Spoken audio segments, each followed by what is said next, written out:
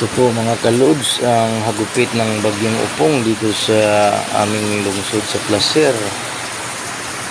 Ito po ay ang gabi po to na pinakita ko na video. Malakas at ulan at hangin po. Ito po ay nasa 2 o'clock and madaling araw po. Ito po ang magaguros na po ang hangin po at ang ulan. Wala pong kuryente kaya flashlight lang po ang aking ginamit. Ayan po. Yung puno na yan naman sinitos ay nakatayo pa yan. Mamaya po makita yan sa video pag pinamagahan, ano na yan. Andusa na yan na tumama sa atip ng bahay namin. Lakas po ng buhos ng ulan at saka hangin mga kalods. Yan. Yung flashlight lang po ang gumagana nito.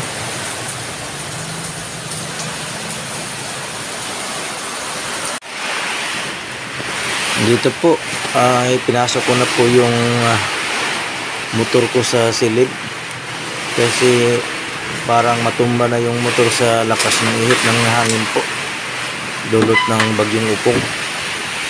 Kaya ang dilim po sa aking paligid, yan, tubig po yan, pumasok na pong tubig po ngayon.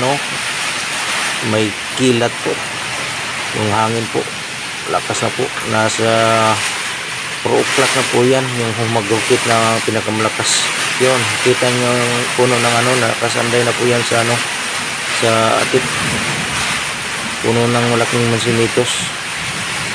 Kanina sa video ko na yan, hindi pa yan nakasanday sa atip. Ngayon nakasanday yan, tubig yan mga kalods, taas ng tubig po, pumasok na po yan sa bahay. Tingnan natin sa silid, na kami dito, limas ng limas kami sa tubig na. Tingnan natin sa silid mga kalods yan. Kuha kami ng tubig na yun, pumasok ng tubig sa bahay yan, kasi yung atip dyan na nabaklas na po.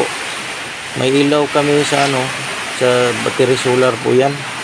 So, isang ilaw lang pinagana namin kasi maliit lang yung battery, pero ang sa kuryente po ay patay na po, nasted na po mga kalods. Basa na sa silid namin, pasok ng tubig mga kalods.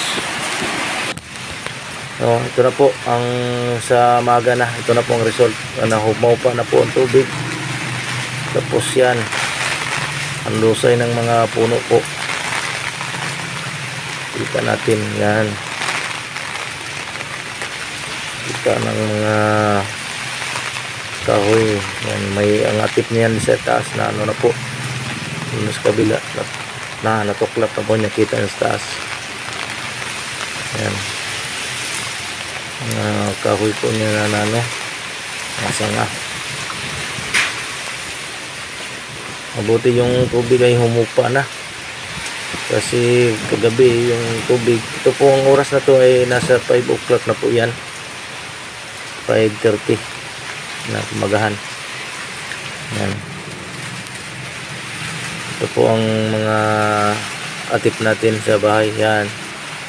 Tuklap, hindi ko na yan videohan pag tuklap kasi na kami,